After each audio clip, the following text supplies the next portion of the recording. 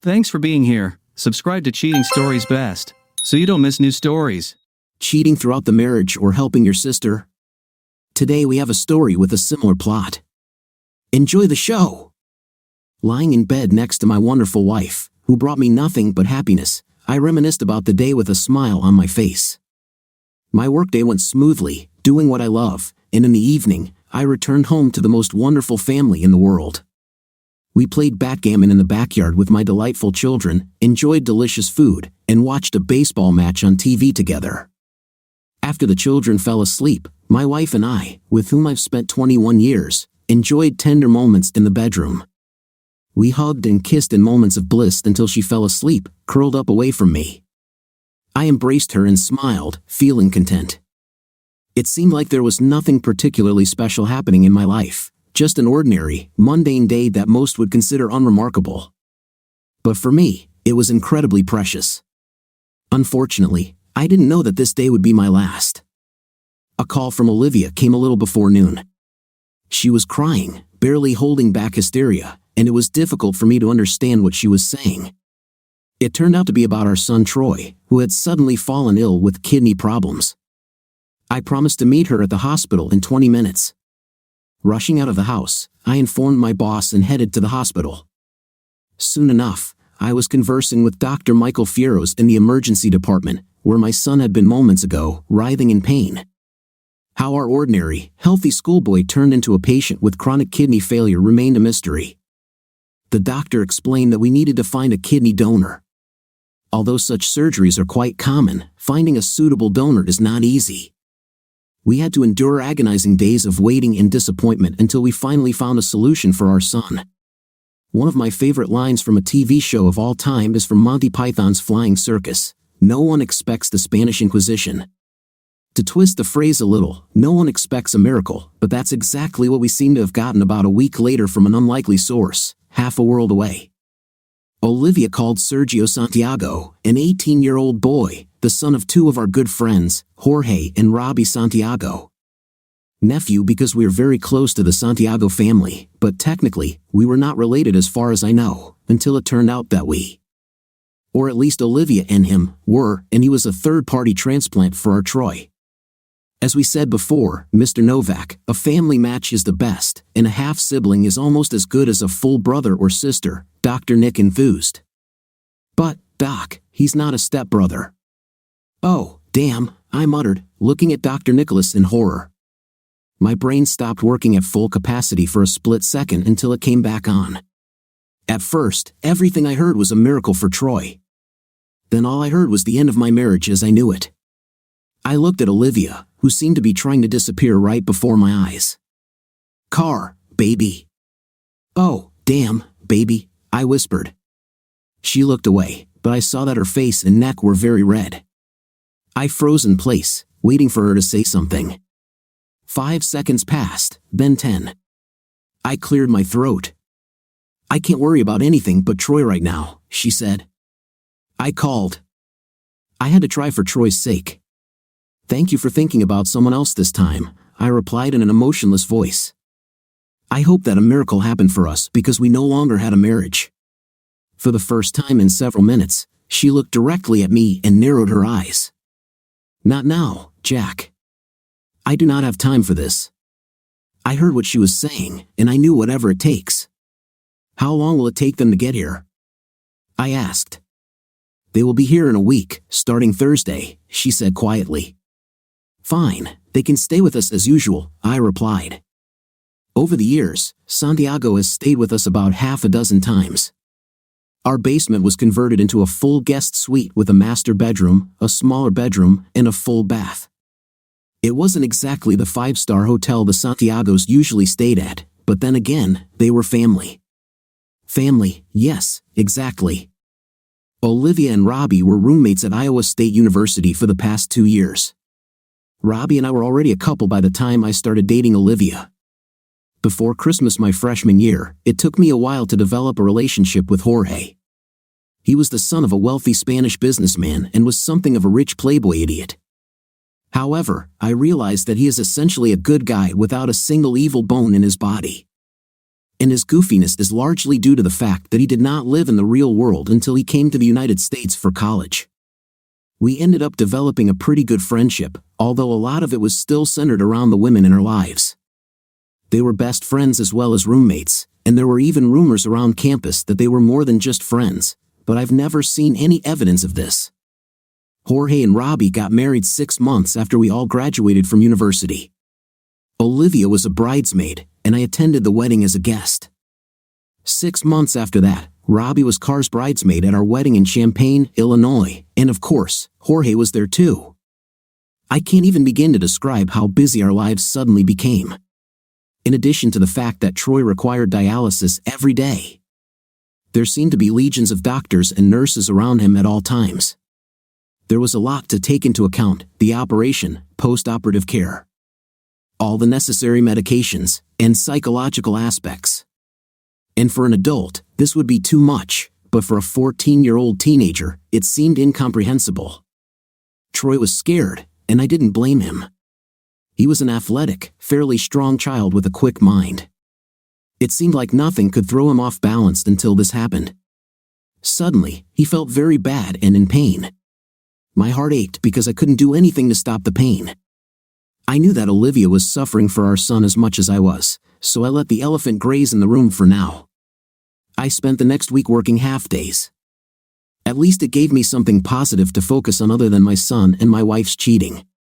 Lord, how I tried to push this to the back of my mind, but no matter how hard I tried, Troy's illness was like a blow to my heart. Car's affair was a low blow. Work was the only part of my life that didn't bring me pain. Over the next few days, Olivia and I were rarely alone. In those rare moments when we were alone at home, our daughter, Annalie, or AJ for short, was with us, so we could not speak freely even if we wanted to. When we were alone in the bedroom at night, it was strictly for sleeping. Fatigue can be a beautiful thing under normal circumstances. Santiago's arrival would have created a party-like atmosphere in the house. There were the usual hugs, excluding me, but it was a low-key group. I must admit, I stood back and watched with mixed feelings, anger and nausea among them. Several minutes passed before Robbie noticed me. She blushed and lowered her eyes for a couple of seconds, and then came up to me and hugged me tightly. "I'm so sorry, Jack, honestly," she whispered in my ear before releasing me from her embrace. I nodded silently as she walked away. Looking up, I noticed that everyone was looking at me. Neither Troy nor AJ were told about their biological connection to Sergio. They both decided that the coincidence between Sergio and Troy was simply an incredible coincidence. We 4 adults decided not to say anything for now. However, Sergio, as I found out, knew about this connection for approximately the last 4 years. Olivia said he agreed with his parents' explanation of events. It seemed like everyone knew had a good understanding of what was going on. Maybe someday when I understand everything, I will also understand it well, although I seriously doubted it. Once everyone was settled, Olivia left for the hospital with Santiago so they could visit Troy. AJ and I stayed home. She waited until Car's SUV was out of the driveway and then walked over to me. "What's going on, Dad?" she asked. "I'm not an idiot. There's definitely something going on between you and Mom, and it has something to do with Aunt Robbie and Uncle Jorge. If you don't tell me, I'll just ask Sergio. I'm sure he knows and will tell me. He tells me everything. There are pros and cons to having really smart kids. One of the disadvantages is that it is difficult to hide things from them. AJ was a very smart child. I decided it would be best if I told her, even if I didn't know the whole story. This way, she would know the whole story without the hype that I was sure would come from my wife. I told her what I had found out, which, to be honest, wasn't much. Her mother cheated on me with Santiago while I was on a long business trip, and they had a child, Sergio, who was also her half-brother, and for her and for Troy, that's why Sergio was such a good transplant for Troy. "Wow," she said, almost in a whisper. "Wait, you didn't know about this until Troy got sick, did you? That's why you've been looking at your mom so strangely for the last week or so." I nodded my head affirmatively. I'm sure I blushed at that moment. I felt like the biggest idiot in the world, but I was wrong because there was more to it. So you also didn't know that Mom shared a bedroom with Aunt Robbie and Uncle Jorge when we visited them in Spain all those years? They didn't stop doing this until I was 12 years old. Mom always said they did it because she and Aunt Robbie were like sisters, and you knew it. My mouth dropped open in absolute shock. I was speechless. I don't think I needed to answer this question. "Oh my God, sorry Daddy," she breathed. "I always thought it was a little strange, but I was just a child," she said. You know, I believed her. "Damn," I croaked. "What are you going to do?" she asked again, switching to a whisper. "Right now, nothing. We have to survive Troy's operation, then we'll discuss everything in great detail, I'm sure," I said. "I would appreciate it if you didn't tell anyone anything before our conversation." "Yes, okay, Dad," she said. "I'll cover for you, Dad." "Thank you, baby," I replied. I admit that I was reserved around my wife and Santiago. I noticed that my wife, Robbie, and George were looking at me a lot, and they seemed to spend a lot of time whispering to each other. On Friday evening, returning to the house, Sergio quietly called me aside. "Can we talk, just you and me, Uncle Jack?" "Is it important?" he asked. "How can I refuse you, Sergio? You're the one saving my son and your half-brother," I said quietly as his eyebrows rose. Sergio and I took a walk around our neighborhood. "Look, Jack, I know this is all terrible and awkward. I'm glad I can be around Troy," he said. "But I need to ask you for a favor, about a favor between us that I think I've earned the right to ask for. I want to ask you not to divorce Aunt Olivia because of this and not to take physical revenge on my father," Sergio said, concern in his eyes. I studied his handsome face. He looked most like George, but now that I knew what I was looking for, I saw a little of my wife in him. Come to think of it, he actually looked like he could be Troy's brother. How did I not notice this before? I can't promise that I'll stay with my wife after Troy leaves for college, but I can promise not to take physical revenge on your father. That's all I can do, Sergio, even with everything you do for me, and I think for yourself too, I said. So, how do you feel about all this, Sergio? How do you feel about Aunt Olivia and being Troy's half-brother? I asked. To be honest, I was a little scared when they first told me about it, he replied. But I wouldn't be here if Dad and Aunt Olivia hadn't agreed to get together to give my parents a baby. Mom is my mother in my mind. And Aunt Olivia is still Aunt Olivia, although now I probably have even more feelings for her in my heart, and I always looked at Troy as a little brother. I think it's great that he's my brother, and I'm really glad I can help him. We walked the rest of the way home in silence. It gave me even more to think about. I didn't understand much from this whole story. But I realized that it was even worse than I thought. The transplant was done the following Tuesday. 5 very tense people waited for several hours. Both boys came out of the surgery in good shape. Troy's new kidney started working right away, which was a very good sign. The doctors told us that evening. 5 very tired people left the hospital. I didn't think much of it when Robbie volunteered to go with me to my favorite Chinese restaurant for the takeout we ordered 2 days after our transplant. We barely had time to get onto the road when she started apologizing. In the 40 minutes it took to get to the restaurant and back, I learned the whole story. When we got home, I definitely didn't feel like eating. I served in the Naval Reserve for 20 years and deployed overseas 3 times. The first trip was about a year after Olivia and I got married. I was sent to the Middle East for 18 months. In order not to be alone, Olivia went to Robbie and Jorge for the entire duration of my service. I know it shouldn't have happened, but it did. I'm sorry, Jack, she began one night. We were having a lot of fun and ended up in the same bed. And that gave me an idea which turned out to be the stupidest thing I've ever had. I haven't told anyone except Olivia, but I can't have children, and I really wanted them, so I thought she could get pregnant with Jorge and have a baby, and I could adopt him and raise him. And you'd never have to know about it. And the plan worked perfectly. She gave birth to a beautiful boy by the time you returned home. 6 months later, Olivia had lost almost all the weight. And we just told you that she had gained a little weight from eating our rich food, and you probably wouldn't have known it, and you wouldn't have known if Troy hadn't gotten sick. Robbie lowered her head, and blood flushed slightly. I waited for the continuation but never heard anything. However, remembering my daughter's words, I realized that there was actually more to it than that. For several seconds, I stared at her. "I talked to AJ," I said, leaving the rest up to Robbie. "Oh," she practically whispered. "She didn't just have sex with him once." "I'm not stupid, even if I didn't know some of the rest," I said sharply. "No, they did this a lot before she had the baby, and since then, they have continued to do this for many years, right before my eyes. They became more than just good friends, they became lovers. I didn't expect this to happen. By that time, I had only one option, to come to terms with the situation. I had my child, and I loved Georgie and Olivia, so I decided to be a part of what they had rather than send them both away, your 2 business trips. Your 2 weeks every year, other vacations when they came without you. Then, when Olivia decided that AJ was old enough to understand that something was happening, they began to go somewhere together, and the children stayed with me and Sergio. Don't be mad, Jack. We all got something from this deal. I got my son, Georgie, and Olivia spent some time together, and your son got a new kidney, Robbie said. That's not how I look at it, Robbie, I said. The kidney was an accident. I look at it like everyone got something except me. I was simply removed from the equation. I was not involved in the deal with you 3.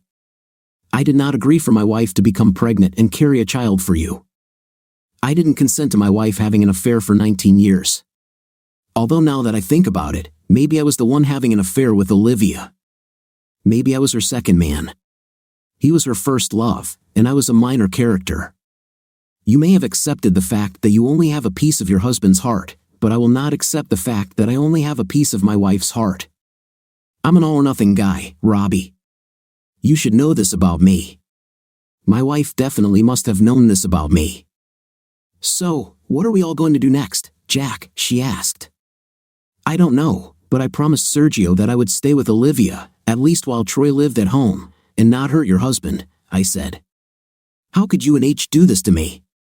I thought we were friends, hell, just family. Family doesn't do that to each other, Robbie. We pulled into the driveway, and the conversation ended there. Both boys were released from the hospital and returned home within a week. Modern medicine is simply amazing.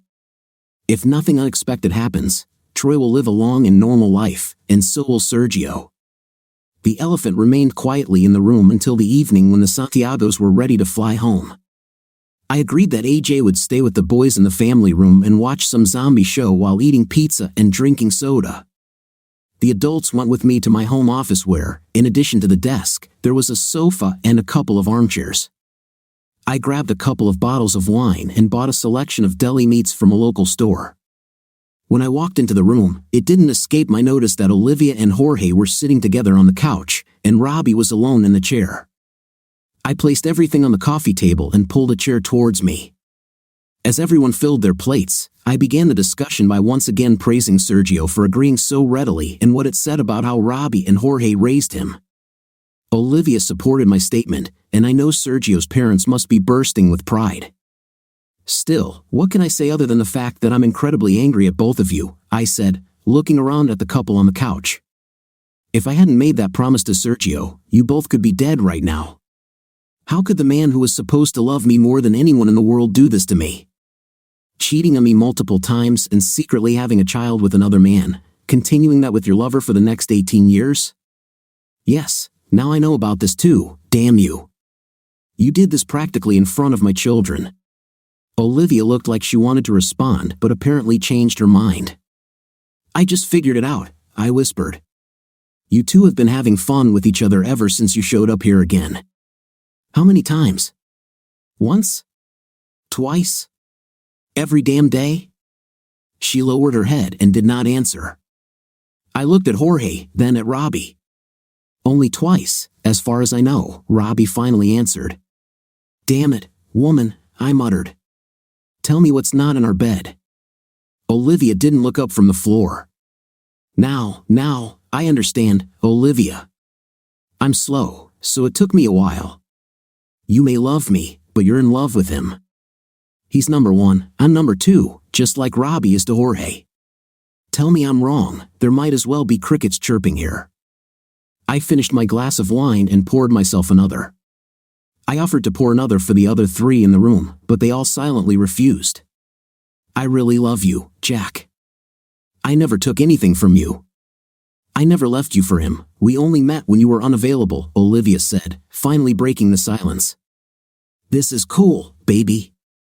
You took away my trust, loyalty, and devotion, I said. I also don't remember our vows giving either of us a hall pass unless our spouses were available, which 19 years ago meant I was a lieutenant. Firing and sweating my ass off in the Middle East, while I was losing a couple of friends. You were sunbathing in the south of Spain when you weren't in bed entertaining these two. Getting pregnant with his child, and then giving birth to his child. We don't even need to talk about all the other times you two were together. At least, at some point. You realized that you should be less open with our children and started sleeping with him away from our or their home, except apparently this week. The 3 other people in the room sat in silence, mostly interested in something on the floor. Miracle of miracles, however, you had a spare son to help Troy, I continued with sarcasm. I'm sure exposing yourself was the last thing you wanted to do, so I at least appreciate it. Finally, an act of self-sacrifice from the most selfish woman. Robbie was sobbing, Jorge looked guilty, and Olivia's gaze wavered between guilt, fear, with a little tinge of anger when I called her selfish. So, where do we go now, Jack? I don't want to get a divorce, Olivia began, since I promised your first son, and I don't break my promises and vows. You have 4 years before I divorce you. It will happen when Troy leaves for college, but we won't talk about it in front of him, I said. However, it will be you who will tell him that Sergio is his half-brother, and this should happen in the near future. I will be in the room when you tell him about this, and I will make sure that you tell him a sad story about a woman who cheated on her husband. And not a love story about a woman who had a wonderful affair. I have no doubt that he will be very happy to have Sergio as a brother because they are already so close. I know AJ was very happy about it once she got over her anger at your bad attitude towards me. Does she know the whole story? Olivia asked in a strangled voice. What exactly did you tell her? Now, it's already heard, I grinned sadly. I didn't tell her anything. She's a smart kid and has been able to figure things out over the years. Although I know there are some holes in her knowledge that you should probably fill in. She didn't necessarily know everything, but she kind of knew everything, you know what I'm saying? But because she wasn't completely sure of it and because of the lies you told her, she never came to me and gave you up. She only told me what she knew and what she suspected when I asked her directly. She felt very guilty for not coming to me. Our son, on the other hand, still doesn't know anything. The blissful ignorance of youth and trust in his parents. And of course, you know that Sergio has known for years that you two cucked me several times over the past few years. I have noticed a strange look in his eyes and wondered about it. Now, I know it was a look of pity. It's wonderful when a teenager looks at you with pity because he knows that his father and your wife are making a mockery of your marriage. Everyone got something from this deal except me. I was simply crossed out. That's not true, Jack. I love you, she cried. I was a good wife and mother. If it weren't for the story with the kidneys, you would still be happy and not understand anything. Why can't we at least go back to the happy part? I never refused you sex. So, you're saying that I should be happy being your number 2 option just because I didn't know what was going on? I was always supposed to be your number 1, and there weren't supposed to be any other numbers. Please tell me if I was ever your number 1, I asked. She blushed again, stammering, at the beginning, when we first got married, before I moved in with Robbie and Jorge. So, you're saying that when we made love, you weren't thinking about Jorge? How could you give birth to 2 children for me if you were in love with another man? I thought you deserved to have children of your own. I love you, remember, she said. Exactly right. How could I forget about this? I said. At the very least, judging by your actions, I can assume that you love our children as much as you love your child with him. She made a face at me, then looked at Robbie and Jorge. If she was looking for verbal support, it did not come. We should be discussing this in private and not dragging Robbie and Jorge into our problem, Olivia said scornfully. Are you kidding me? Robbie and Jorge started this problem. I shouted. All three turned pale at my outburst. They all looked a little nervous. Okay, you all know that I made a promise to Sergio, and I intend to keep it. But I want a promise from you, Olivia. I want you to at least be faithful to me until Troy leaves for college. That means no more trips to Spain without me, and no more visits to Santiago while I'm serving my 2 weeks in the reserves. Faithful means faithful. If you break this promise, I will break my promise to Sergio and file for divorce immediately. Is it clear? Robbie smiled, and Olivia and Jorge sat with their mouths agape and speechless. I appreciated that Robbie apparently understood everything because it is possible that the promise would have helped her too. The two lovers stared at each other for about a minute before Olivia quietly answered in the affirmative while nodding her head slightly. That's better than anyone else, I asked after the Santiagos left for Spain. I moved into a bedroom in the guest room in the basement. Olivia and I slept together in our bed while the Santiagos were with us, but we hadn't had sex since we found out Troy was sick. It worked to my advantage after I found out about my wife and Jorge. Don't be a child, Jack. We had sex so many times over all these years while I slept with Jorge, and you didn't know about it, she quipped to me. That's right, Olivia, I growled back. I did not know. Now that I know what you shared with another man, I no longer feel the same feelings. Olivia looked like she had sucked a bag of lemons. I got the feeling that she had no idea how this was going to happen. Modern medicine is amazing. 6 months after surgery, Troy was back to his old self, joking and acting like a normal schoolboy. Yes, he constantly had to take medication to combat transplant rejection, and he couldn't play football, but in almost every other way, he got his life back. I felt it was time for him to find out the truth about his relationship with Sergio.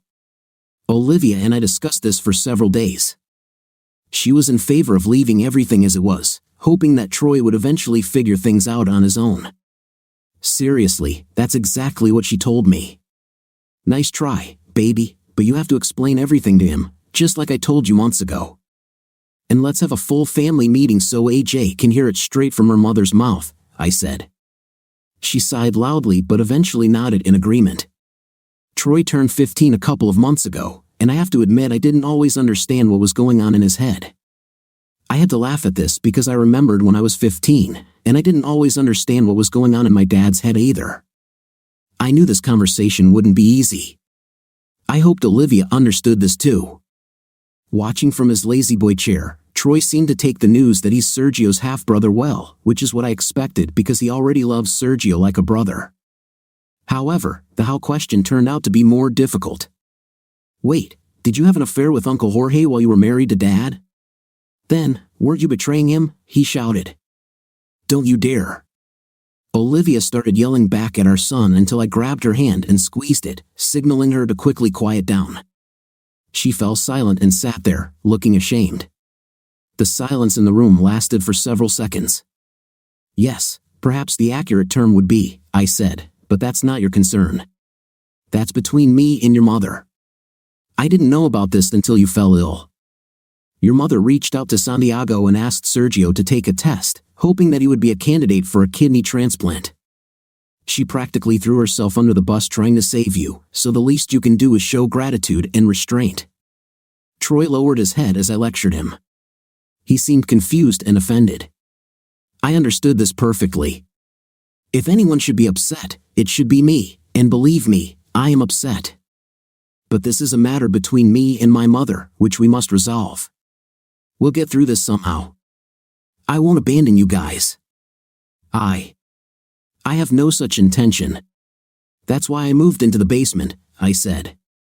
I could see that AJ wanted to interject. I shook my head slightly at her, and she reclined on the couch she was sitting on. I quickly glanced at Olivia, who was sitting next to her, looking as if the roof of our house was about to cave in on her. A few months later, AJ left for Central Michigan University. Troy asked if he could accompany her. I know it seemed like a jest, but when I observed his expression, I realized he was entirely earnest. In the house with my son, Olivia and I were at least civil to each other. We did all the typical parenting duties, like attending his school events. It appeared to me that during that period, we presented ourselves as a genuinely affectionate couple, although I could sense the strain it put on my wife. But I paid no heed. I intended to live my life and relish being a father to my son. It also bothered my wife that we resided apart in the house. There was no physical affection, no endearing words, no playful banter, and certainly no intimacy. She couldn't simply turn over and engage in nighttime activities because I wasn't there for her, quite literally. The latter was also challenging for me, but her unfaithfulness somewhat diminished my desire. Jack, can't we at least restore our physical connection? I mean, we've always enjoyed a satisfying intimate life. You know I never denied you anything. Can't we at least revive that? Olivia implored one evening about 3 months later while Troy was out with friends. I surveyed her from head to toe. She remained an attractive woman with a well-maintained physique. It would merely be a physical act for me because I was no longer romantically in love with her, although I still cared for her. This sentiment gradually waned. Away, it will be a purely physical encounter. I will fulfill my needs, and she will satisfy hers. I didn't plan to cater to her desires anymore. I guess so, but you'll have to come down to my room. Knowing what I know now, you've desecrated our marital bed numerous times over the years, and there's no way I'll engage with you intimately in that bed again, I replied firmly. Olivia hesitated, then nodded. Yes, okay, I understand. I'll come to you in a few minutes. I just need to freshen up a bit, she said, preparing herself, including applying a bit of makeup. Perfume, quickly styling her hair, and slipping into my favorite lace teddy under her robe. As she entered my room, she removed her robe and spun around in it. I had to quickly divert my thoughts to maintain composure. Afterward, lying on my back, I indulged in the lingering sensations. Once, I would have relished the post-coital intimacy with Olivia in my arms. It pained me to realize those days were gone forever. When I heard Olivia sobbing beside me, I knew she probably sensed my thoughts. Resisting the urge to comfort her, I let her be. After a while, she got up, threw on her teddy and robe, and silently returned upstairs. There were no discussions, no pillow talk, just silence. Later, when I went upstairs to watch TV in the family room, I heard the shower running in the master bathroom. I was seated in gym shorts and a t-shirt when Troy returned home. It was evident that something was bothering him. Dad, you haven't taken Mom out to a restaurant, club, or anywhere else for several months now, he said. Are you ever going to forgive her and become a real couple again? I reflected for a moment. Troy, I don't think I'll ever be able to forgive her enough to go back to what we had or what I thought we had. It was all a facade, a lie. Your mother is in love with Uncle Jorge, and I'm just her fallback plan now that I've realized this fact. How can I go back to that? Football teams have backup quarterbacks, but marriages don't have backup husbands, I explained sadly. I'm sorry, son, but what we have now is probably the best we're left with. Troy looked shocked, but I sensed he understood. Olivia understood too. Every few weeks, she sought personal time, which was code for physical intimacy. Perhaps she could have been having secret liaisons, but she knew that if she were caught, the consequences would be entirely her own. I didn't know if Olivia felt the significance of Troy's graduation as much as I did. Once upon a time, she might have, but I had long stopped concerning myself with her feelings and actions. I no longer loved her, I merely cared for her out of habit. Her years of deceit had left me emotionally detached. I used to believe hate was the opposite of love, but now I knew indifference held that title. I recalled heading off to college with just the essentials, while Troy was loaded with gadgets and belongings. Times had indeed changed. Troy's excitement filled the car during the journey to his university, with Olivia and I mostly listening. The return trip, however, was filled with an awkward silence. I drove while Olivia navigated and controlled the music, although her melancholy was palpable. When Olivia received an envelope upon our return, she broke down in tears and rushed into the house. Despite making plans for the post-trip period, I realized my intentions were driven by petty revenge. I knew I needed help, and I knew our marriage was over the moment I discovered her infidelity. Yet, I had kept my promise to Sergio, staying with Olivia until Troy left for college. Lying in my room, I heard Olivia knock on the door. Inviting her in, she asked quietly, Do you hate me that much now, Jack? Did I ruin everything? You did ruin everything, Olivia, but I don't hate you. I just don't care about you now, I said, but we did have something good for many years. Is it true? It was all a lie to me after you left for Robbie and Jorge the first time. You no longer loved only me as you promised. You no longer gave your body to me alone as you had promised. You gave birth to a child from another man. Why couldn't you just be honest with me? After you fell in love with Jorge, why couldn't you just divorce me? You stayed with me and gave me 2 wonderful children, but you deceived me for 18 years. You robbed me of 18 years where I could have been looking for a woman to share my life with instead of wasting those years being a selfish woman's second choice. Go back to Jorge, Olivia, can't you see it? I'm setting you free. But I loved you, Jack, can't you see it? I couldn't stay with you for 20 years if I didn't love you. Yes, I'm not in love with you like I am with Jorge, but I really love you, she cried. Your version of love is different from mine, Olivia. If you really loved me, you would have done right by me and not kept me as a backup boyfriend. I should have been number 1. I deserve to be the desired guy. By deceiving me, you never gave me a choice between being number 2 or finding a woman who wanted me to be number 1. You gave me 2 wonderful children. We had a good life, or at least it seemed so to me. Everything disappeared in smoke. You apparently got what you wanted, Jorge apparently got what he wanted, Robbie got what she wanted, and what I got was crap. So, what was your plan after the kids left home, assuming I never found out about you and Jorge? Her mouth opened, but no sound came out, at least for a few seconds. I guess I always thought that I would return to Spain to be with Jorge and Robbie. Sorry, Jack, I guess I never considered you in my long-term plans, she said quietly. I know, I answered just as quietly. I won't fight anything in the divorce, she practically whispered. I was surprised that both children were unhappy with my decision to divorce their mother. Initially, they were both upset that she had cheated on me for so long. But I think she was able to convince them that her love for me was real. As for her love for Jorge, well, it went on for so long that they were able to rationalize it to themselves. Apparently, they were also able to rationalize in their minds that I would be happy to be their mother's second choice. Aunt Robbie is good about it. Why can't you go along with it like she does? AJ asked. Aunt Robbie helped organize it all. She, Uncle Jorge, and your mom were making plans. I was not included in them. Everyone but me was involved in all this. Why wasn't I included in the plans? I questioned. Because your mother knew I wouldn't agree. It's better to ask for forgiveness if you have to, than to ask permission, I said. Let me ask you something, AJ. When you get married, will you allow your husband to have a mistress? A mistress that he will care about more than you? No, I would kick his ass if he even suggested that, she said firmly.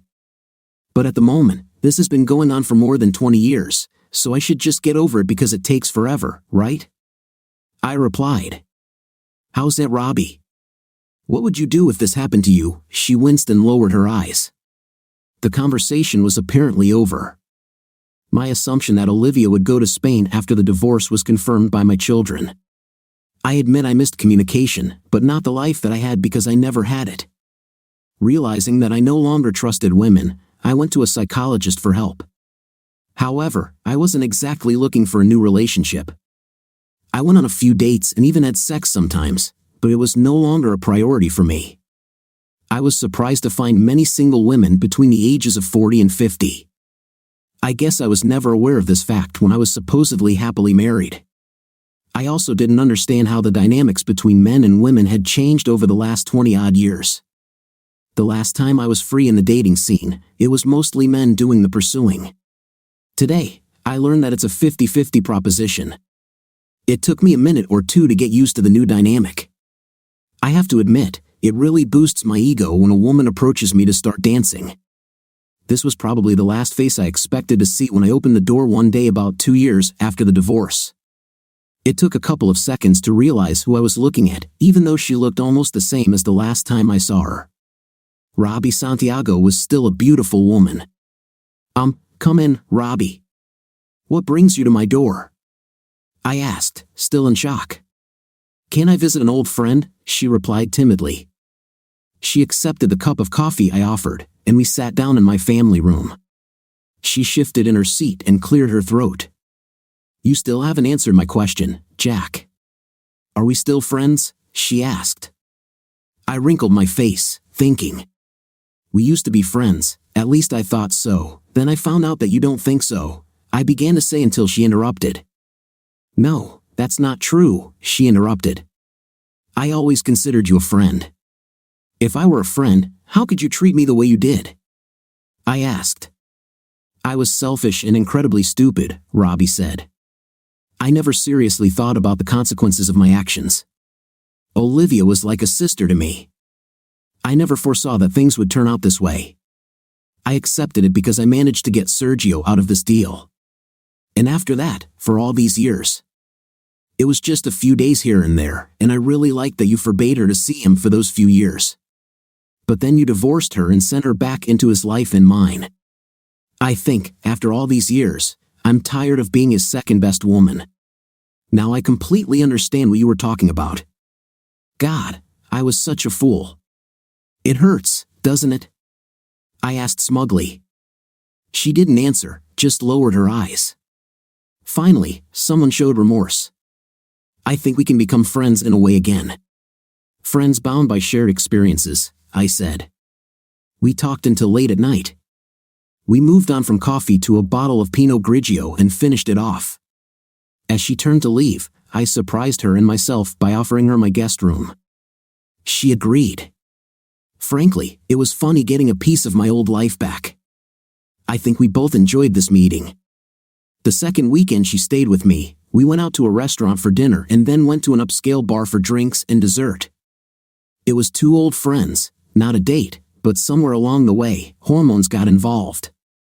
She was wearing a rather tight navy blue dress, showing off more than a hint of cleavage and muscular toned legs. I hadn't anticipated anything of the sort, so it caught me off guard when I noticed a physical reaction during dessert. I blushed, and she just understood. She reached across the table and took my hand. We continued to hold hands for the rest of the evening.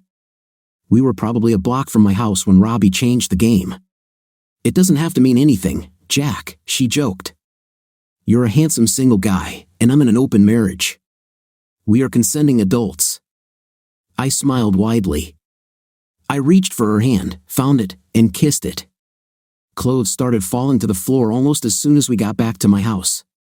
Like something out of one of those romantic movies. As we walked towards my bedroom, I discovered that Robbie's kissing skills were top-notch.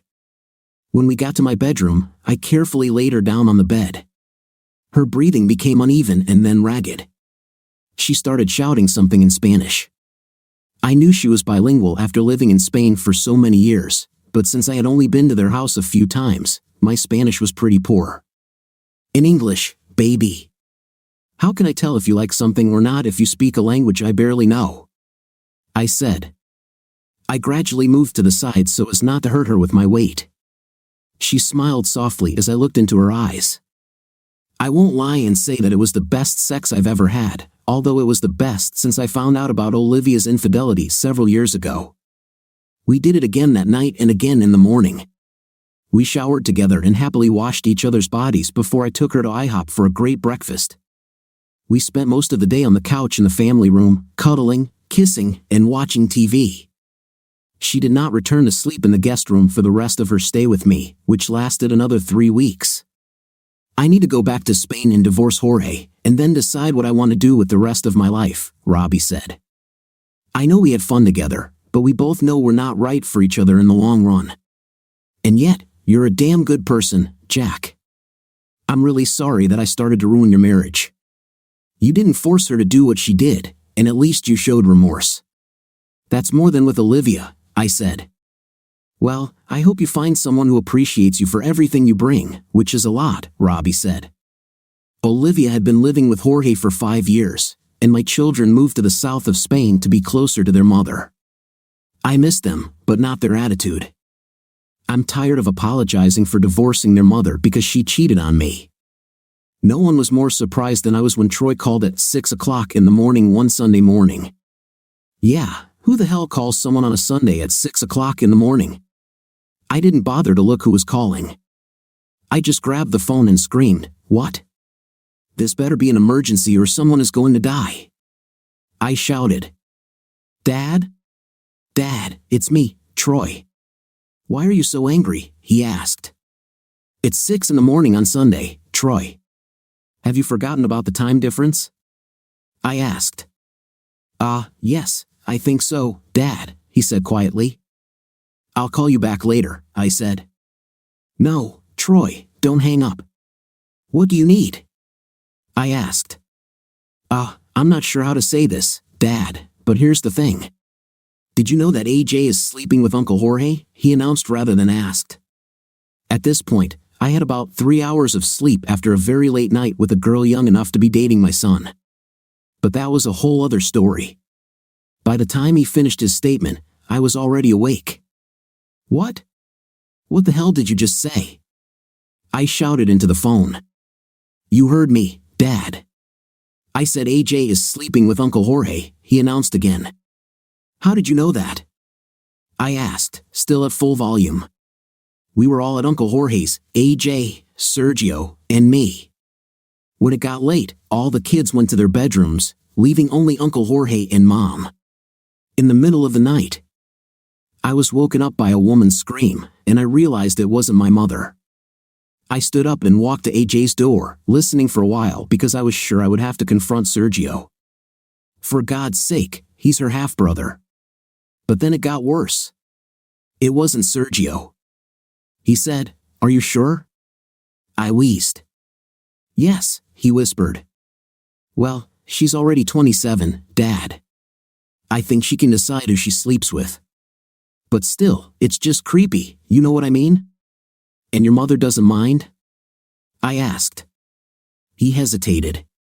"I'm not sure she knows about it," he said. 2 days later, I stood on the threshold of Jorge's house, waiting for an answer to my call. At the luxurious door, the woman in the house opened it, gasping. "Jack, what are you doing here?" Olivia asked, with a very shocked look on her face. I was nearby and wanted to see my children. "Do you have a problem with this?" I asked rudely. She stepped aside and let me inside. "Why didn't you call?" "You could have stayed here if we knew you were coming," she said. I glared at her as all 3 kids and Jorge entered the salon. Seeing that it was me, all 3 children went to hug each other, but Jorge stayed away. The children all started talking at once but quickly fell silent when I approached Jorge with fire in my eyes. He raised both hands in surrender, but it didn't matter. I'm not the best fighter, but I can take care of myself. In this case there was rage on my side. I threw my best straight punch with my right hand, which went through his raised arms and landed right on his nose. I felt the bone crunch and blood gushed in all directions. He backed away and I punched him in the stomach twice as hard as I could once with each hand. I stepped back breathing heavily and looked around at the shocked faces. "Uncle Jack, you promised me that you wouldn't hurt Dad for what he did to Aunt Olivia." Sergio howled but wisely remained in place. I breathed fire from my nostrils as I watched Jorge wince in pain as Olivia rushed towards him. "I didn't break my promise to you," I shouted back. "He received these beatings for touching my daughter, your half-sister. Did you know that?" "What is he talking about?" Olivia asked. H was curled up in a ball, bleeding profusely and whimpering. "I'm old enough to decide who I sleep with. AJ said I don't need permission from any of you." "Yes, you are old enough to make your own mistakes, like sharing a man with your mother, even if it is the man who ruined your parents' marriage, but you like your mother. And the on the floor are also old enough to understand that every action has consequences, and his recent action gave me the chance to give him the consequences that I could not give him for that he entertained your mother because I promised Sergio. I think I should thank you for giving me a chance to do something that should have been done a long time ago, but still. Your choice of sexual partners is more than a little troubling given everything that's happened." She blushed, looking first at me, then at her mother. "Sorry, Mom," she said. Olivia looked at AJ intently, and I knew what was about to happen. She turned to Jorge and swung her leg as hard as she could, hitting the man in the face. He groaned and lost consciousness. "Nice shot, Mom," Troy admired. "Sorry, Uncle Jack." I didn't know about Dad and AJ. It's just wrong, Sergio said. Yes, Sergio, but it's not your fault, and it's not your place to apologize, I said. Kids, it was great seeing you all.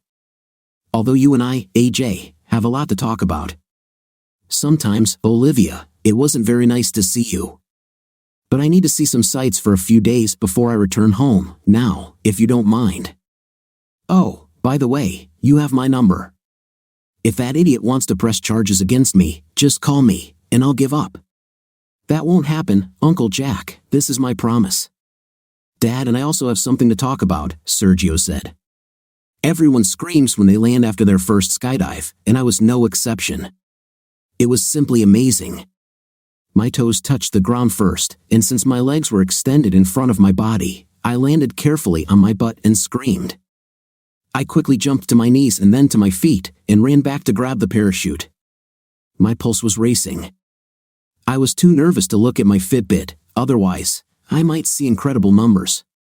It felt like my chest was going to explode, my heart was beating so hard and fast. And I knew that my smile was splitting my face in two. Yes, yes, yes. I screamed again as the jump master came up to me to congratulate me and check if I had hurt myself in any way. Great jump, Jack, he told me enthusiastically as I collected my equipment and headed towards the exit of the landing zone. As I walked toward the garage where people were coming out to greet me, I realized that I was sweating profusely. And it seemed to me that all the sounds around me had become a little louder, a little more distinct. Maybe this is what happens during near-death experiences, I thought to myself. Okay, I know I went a little overboard, maybe even a half, but after witnessing the birth of my 2 children, I just experienced the most amazing thing of my life, better than marriage, even better than my first sex. I will probably never be able to explain exactly what I just experienced. I was 51 years old and had been divorced for several years. After the divorce, I was practically vegetating, but a recent trip to Spain gave my life a boost. More precisely, meeting Horacio Santiago did wonders for my mood. The first day after returning to the States, I practically jumped out of bed, laced up my New Balance sneakers, and hit the road. Over the past year, I have returned to jogging, but getting back into shape has been difficult. That morning, I practically skipped work. I was almost unbearable. I felt so energized. My receptionist, ISA, noticed this immediately, and 5 minutes after I walked in. She showed up at my door with a cup of coffee and a notepad because I had a lot to catch up on after being away for a week, at least according to her. The ruse ended after a minute when she sat up, looked me straight in the eyes, and said, "Okay, spit it out. You spent a week in Spain engaging in amorous pursuits, did you not?" "Even better, Teresa," I replied. "I found my style." "Who knew?" "He was on holiday in the south of Spain." "That's great, Jack. I'm happy for you, you deserved it." I signed up for a couple of classes at a small local college, just for fun. There are over 1 billion Chinese people in China, and I decided that I needed to understand the culture a little better. The second course was even more frivolous, it was dedicated to classic rock. Most of the people in the class were my age, but there were a few kids who were probably forced to listen to their parents' music growing up and got hooked. A month later, I decided that I needed to skydive. I don't know why this stuck in my head because I'm deathly afraid of heights. I just felt like I needed to do something to overcome this fear, and jumping out of a plane from 2,000 feet seemed absolutely ridiculous. Maybe that's the downside of living alone, there's no one who can tell you that a stupid idea is just that, a stupid idea. Think about it, why would anyone voluntarily jump out of a perfectly functional airplane? So, I actually signed up for the classes needed to start jumping. I thought the class was good, but everything changed when we put on our suits, broke into groups of 3. And my group went to the converted 4-seater plane we were going to jump from. In short, I'm glad I didn't have a weak heart. Otherwise, it might have been a dead body floating toward the ground. But it was an amazing experience, and I'm glad I did it at least once. A few of us newbies were hanging around after the jumps and sort of celebrating together, drinking cokes and making fun of each other about our style, or rather lack thereof. I was on my second coke and eating M&Ms from the machine when a screaming girl walked into the garage. Obviously still as worked up as the rest of us, but a few inches shorter and a few octaves taller. She barely managed to remove the helmet, but when she did, curly blonde hair came out first, which eventually straightened out, revealing large lavender blue eyes and a smile that looked like it came out of a dental office advertisement. For the second time that day, I was afraid that my heart would stop. I almost choked on my candy when she took off her overalls. It was a warm day, and she wore a tight t-shirt and very tight jeans. She looked to be about 30, although I later learned that she was 44. I also later learned that her name was Evie Abraham. Maybe because she was so petite, she seemed even more animated than the others. And I couldn't take my eyes off her as we all sat around the table talking about our experiences. I finally realized I was staring and hoped I wasn't drooling. I hoped I was unnoticed when I looked to see if she had a ring on her left hand, which she did not have. After that, we talked for some time until Evie got up from the table and walked towards the parking lot. I wasted no time getting up and following her. I left the airfield that day with memories to last a lifetime and a date set for the following Saturday evening. On our first date, I took her to a Chinese restaurant, and she spent the first 10 minutes at the table chatting uncontrollably about her first jump. I completely understood her since we had a common experience. Later, we moved on to our personal lives. I told her about my ex-wife and my 2 children, and she told me about her late husband and her 2 children. She was widowed at 34 when a drunk driver killed her husband in a car accident, leaving her to raise her 2 children alone. She became very quiet after telling me her story. I saw tears welling up in her eyes, but she tried very hard not to let them fall. After the first year of his absence, I promised myself that I would no longer mourn myself, she explained. I know I cried for myself, feeling sorry for myself and the children, but that's not what Dan would have wanted. He was one of those who said, "Stop crying. If it's time to move forward and move on with life, that's what I did." We will never forget Dan. But we will honor his memory every day as we move forward and live a good life. I was depressed when she finished. I didn't tell her, but I've shed many tears over the years over the loss of my wife. It looks like he's a smart person since he was able to give advice to someone he didn't even know, I said quietly. She tilted her head to the right and smiled widely. I learned that this is one of her signs when she likes something. Because she had to be both a mother and a father to her children, she became a bit of a tomboy in her early 30s. She learned to throw baseballs and soccer balls accurately and boasted that she could balance on hockey skates with a stick in her hand. Although she didn't play sports growing up, she learned to be a supportive parent to 2 athletic kids. And that meant she learned everything there was to know about different sports, including how to care for the various cuts and scrapes they got. "Children, I can put a butterfly on cuts like no one else, and I can ice my body like a pro," she says proudly. Armed with this information, I took her to a Cincinnati Reds baseball game on our second date. She took the program from me, turned to the scorecard, and began counting up the points for the game. Damn, most guys I know can't keep score, but this babe did it like a pro. I was very impressed.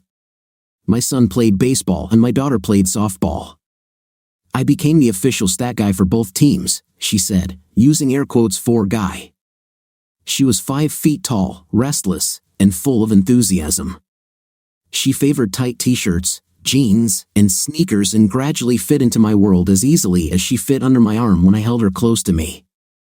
At the end of our first date, I received a chaste kiss on the cheek. I then received gentle kisses on the lips several times during our second date. After that, the kissing became more intense, but I never felt like it was the right time to pursue a relationship with her until we ended our 6th date, and she made a move. "Am I not doing this for you, Jack?" she asked as we kissed on the couch in her living room. "I mean, you've never laid a finger on me yet, and I really want something more from you than just a finger," she said, tilting her head to the right and smiling. I felt myself blushing. I suddenly felt like I was back in high school again. "It's been a long time for me." "No, not for this," I said, looking up and seeing Evie grinning like a Cheshire cat. "I think we could have something special, and I guess I'm afraid I might ruin it," I replied, as my heart pounded in my ears. "Oh, honey, that won't happen, at least not from me." "Now, how about you show me how quickly you can get naked," she said, her eyes sparkling. 6 months later, we got engaged, And 6 months after that, we had a small wedding, which was attended only by her 2 children, my son and Sergio. AJ, although invited, decided not to come because I had not invited her new husband, Jorge, whom Olivia divorced almost immediately after she found out he was sleeping with her daughter. No wonder we didn't go to Spain on our honeymoon. What do you think of our story today? I think the story has a lot of interesting plot twists that make the story interesting to listen to. What's your opinion? Write in the comments. See you in the next video.